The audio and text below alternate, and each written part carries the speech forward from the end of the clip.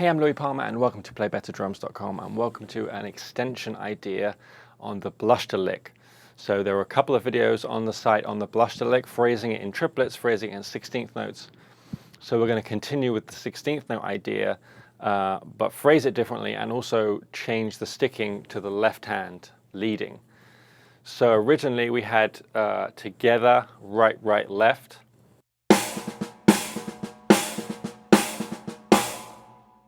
And we're phrasing a 16th note, so it's going to be like a 3/2 rhythm. The outline of the rhythm is this.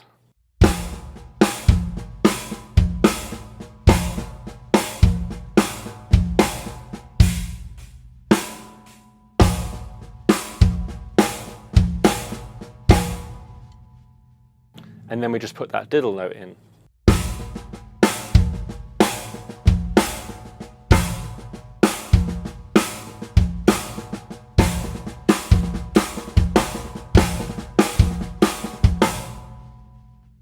So if you're unfamiliar with the Blushda lick, then refer to the other videos on the site. Perhaps learn it with the right hand first. So then we can phrase it with the left leading with the left hand. So now we have together, and we're playing the diddle with the left now.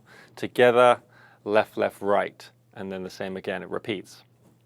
And I saw Steve Smith do something similar. I think he was playing this sticking, this lick.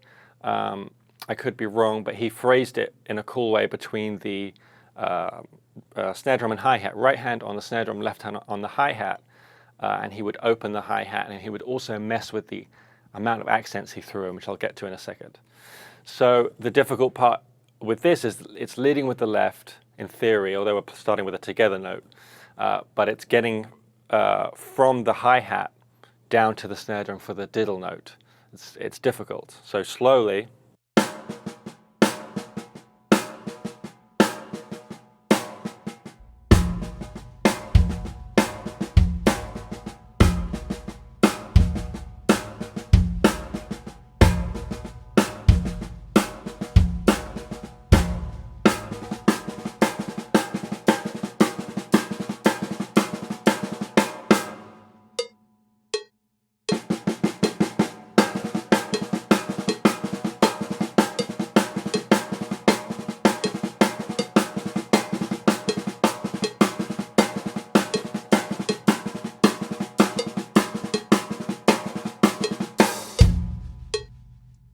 And then you can mess with opening the hi-hat, which is the way I like to play it.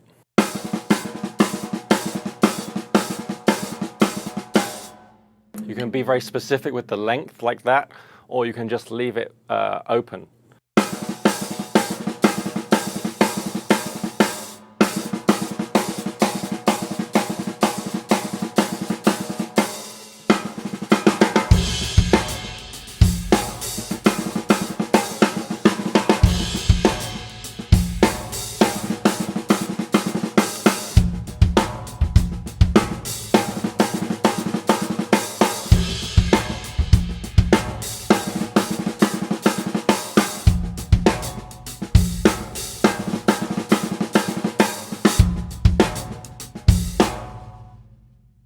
So it's going to take some practice perhaps to get that diddle note coming down from the left, from the hi-hat down to the snare drum. It's a little tough. And then like in the first lesson when we covered this phrasing in 16ths, we can then add a 16th note accent every other time. Or we can do it every time or every other time. I like the phrase where it's one accent, then two accents, then one, then two, and so on. So that would be this.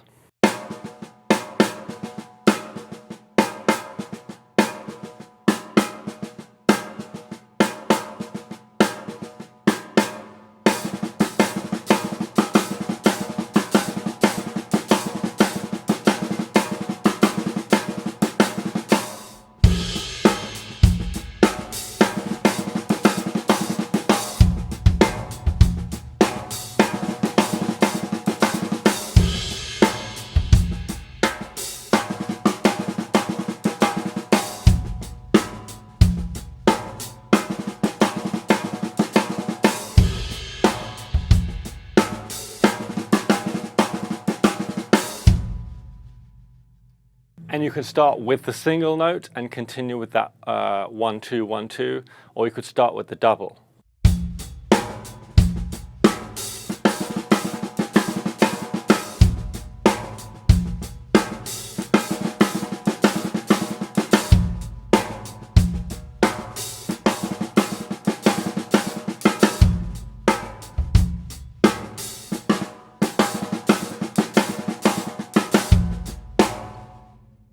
That's actually kind of a nice one when you're putting it in just one bar because you get that double accent at the end.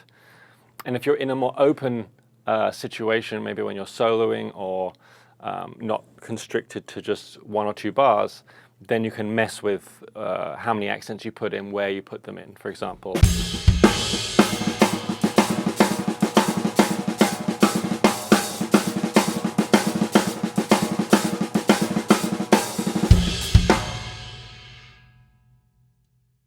And then you can then, which is what I'm trying to work on right now, is switching between the right-hand side and the left-hand side. And I should also mention that with the left-hand side, like we did in the previous lesson, you can also orchestrate it with bass drum. So if we're going right to left, the sticking doesn't really change. We finish the sticking on each side, and then we're free for the other side.